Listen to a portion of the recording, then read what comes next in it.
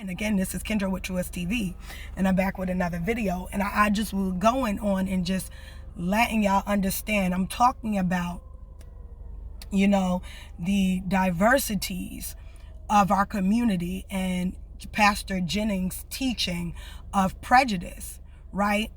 And just the understanding of it. I don't want to lose my train of thought because I'm in here trying to make every race understand how they could be bigots. And I love how he did that, how he made people understand that not just white people can be racist, prejudiced, and bigots, that any race can do this, right?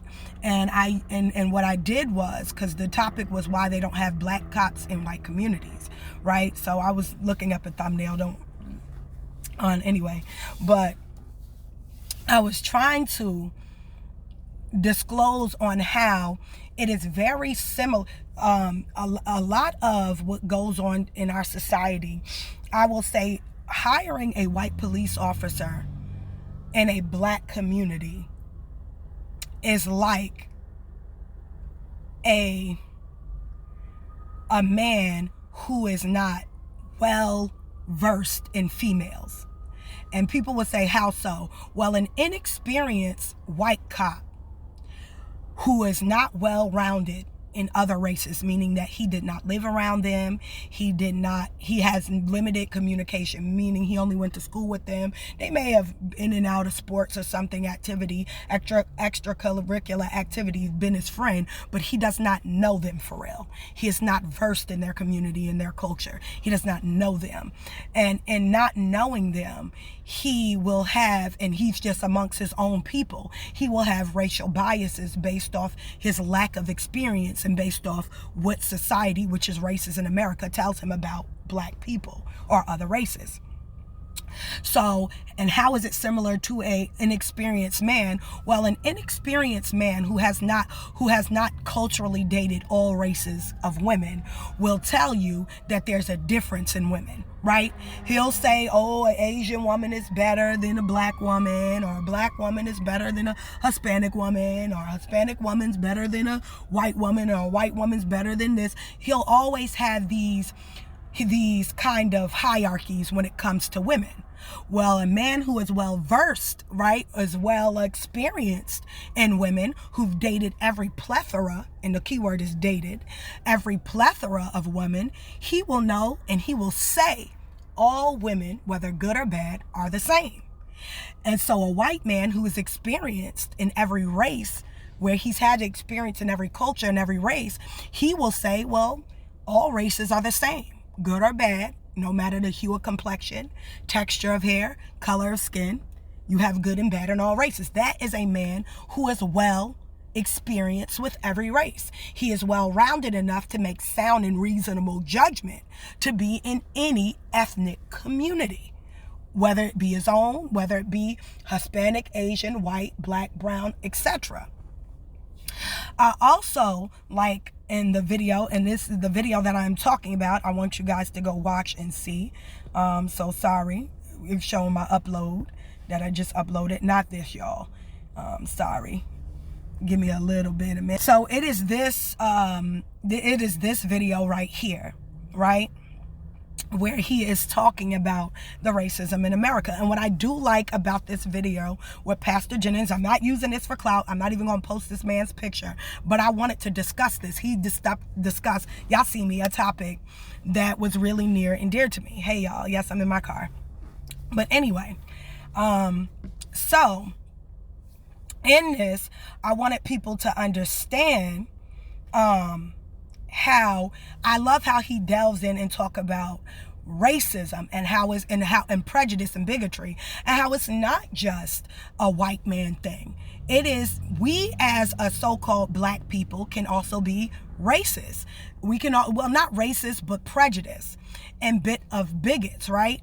We can, in a sense, and this can be with any race, right? So we as a people, we can have our own prejudice based on our experiences, where we prejudge other races based on our experiences, or based on the preconceived notion that society says that everything doesn't like an American black person, right? So we can judge everybody, whether it be Asian, whether it even be our own. We can be prejudiced against our own people, which we are. I like how he delves in on colorism and how you can think because you're lighter skin, you're better than somebody darker skin.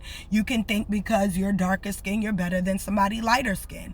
If you're a dark skinned male, you can think you're better than a dark skinned female. If you're a dark skinned female, you can think that you're better or smarter or something than a dark skinned male or a light skinned male. If you're a dark skinned male, you can think you're stronger or smarter than a light skinned male. You get what I mean? So we can have our own prejudice and racism just within the scope of our own community. And I love how he was saying that, but I wanted to delve a little in that. Also, foreigners who, all skin folk ain't kinfolk saying, foreigners can be just as prejudiced that look just like you and I with a dark skin. You can have, not to be racist or anything, but you know how white people set the scale for racism in America. So even foreigners, no matter if they share the same hue of complexion, come over here with a white supremacist ideology. So you have some African, Jamaican, Haitian, Spanish, Portuguese, Asians, or you'll have all these different races, some that shares the same hue of complexion as you or not, who will come over here with a preconceived notion that because you are American black, you're less than. Right? You're so-called black, you're less than, or you're not smart enough, you have no culture, you're not wise enough. When they don't educate themselves and immerse themselves in us culturally, they don't know, they'll have this white supremacist preconceived notion about who we are and our character, assuming that we are violent or all drug dealers are lazy, right? And don't want to work, So, these are some of the prejudice that I find that a lot of foreigners have when it comes to black folk. And I did a video on this a while back talking about this. There are Africans and Jamaicans and Haitians who look down upon American black people because they think there's this ideology that we're lazy or we're violent, we're this, where they don't understand that from the earliest of time all the way into the 1960s, you have the American black people who are a unified, dignified people. And then you ask yourself, well, what happened to that same dignified people in the 80s and 90s and so forth and so on, where they became debased, dysfunctional, and violent? Not all of us, but some of us. And how it's the overall face of us in America today now. And what happened to people who, lift up their fist in justice for police brutality and injustice in America to turn around and be very violent, very vulgar, and debased? Well, a lot of races who are immigrants, Asians, Hispanics, Latinos, Hindus, Jamaicans, Haitians, El Salvadorians, so forth and so. A lot of come to America, and Africans, and they look at black folk, not understanding that from the 1960s we were unified. What happened from the 1970s, 80s, 90s was that we had the Jim Crow era. Right? We had police brutality, right? We had a dismantling of our communities. We had, we were being redlined in our districts where we had bustling communities, where they were stripping us of all our wealth, right? And this started even in the 1800s all the way into the 1980s, but it really started affecting us. And it started affecting us a lot in the 90s, but by the 1960s, by the 1980s, they had implemented drugs into our community, and they had taken all the equity out of our community, meaning businesses, finances. They redlined districts, they pulled. So if you don't know that these things happened, and then they created gangster rap, right? And once they put that in our community and caused our men to be debased and not care about the way they spoke to their women, treated their mothers and their fathers, and the reverence that they have and the respect of their elders and their peers, right? They dismantled the church by putting false prophets in it. They dismantled the church, and they dismantled our leader, our leader of figures who had sound reasoning and had God in their heart. They killed them. right? So now you take away leaders who, and give them crappy leaders such as Al Sharpton, right? And you give us leaders who are only about money and profit and did not care about the people.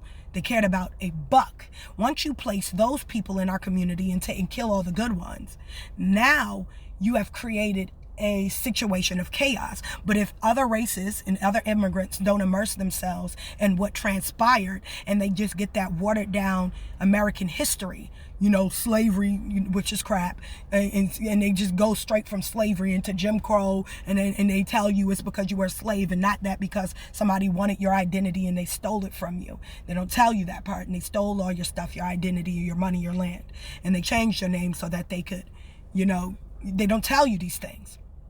So you then get this idea, we are cultureless, we don't have culture. We do have culture. It's the culture that everybody takes, right? Rap music wasn't our culture. That was given to us by white Jewish guys, right? Who was in control over music, right? This is not any way to blast any race or anything. I'm not speaking against, I can't be anti-Semitic because there was nothing anti-Semitic said. This is literally just saying they controlled the music and this is where this happened, right? And so they came in and they said, no, we want you to do gangster rap. We want that music pushed because our culture, we did poetry. Rap was poetry. We spoke about the things that we wanted to do in our lives and things we wanted to overcome, right? And that's what rap music consists of. It was not about killing the next person, stealing or robbing them, or calling women hoes and bees and having sex with a whole bunch of women.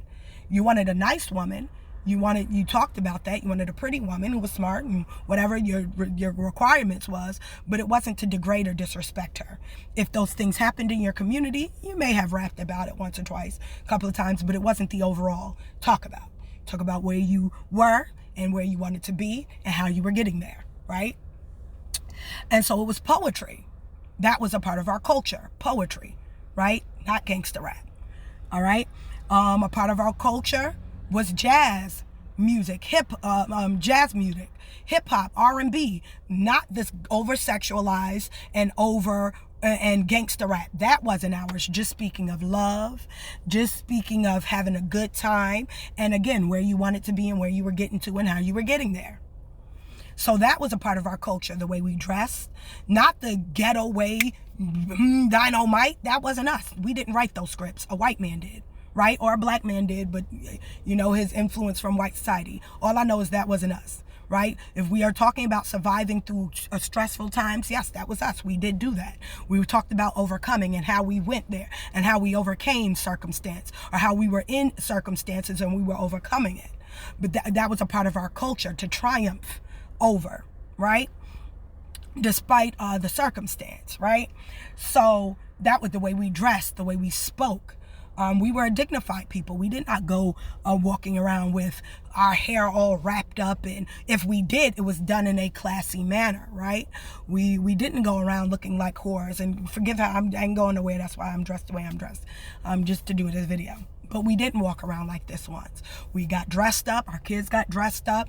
We were unified. We cared about how we looked. We cared about how we smelled. We cared about how we were presented into the world.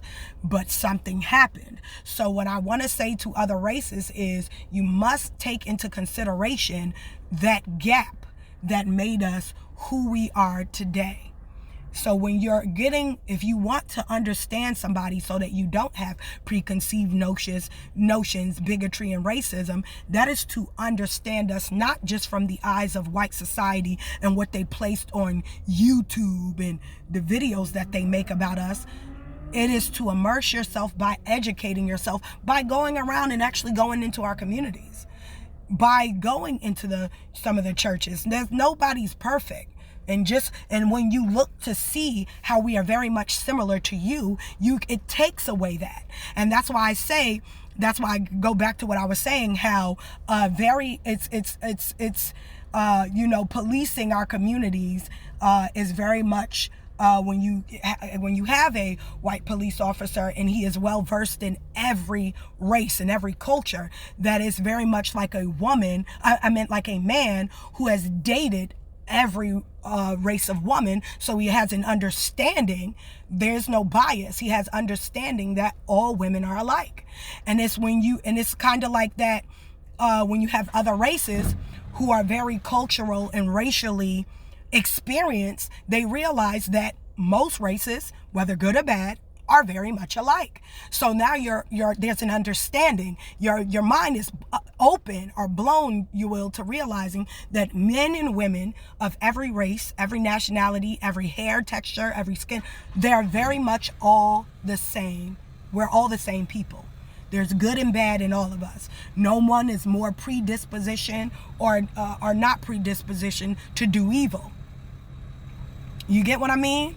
So that is basically, I didn't want this to be too long, but this is Kendra with Truest TV. Make sure you like, share, and subscribe. Thank you for like, share, and subscribe. If you made it this far, stay up, stay blessed. And I hope that made sense. Put God first above all else, and peace out, y'all. Bye.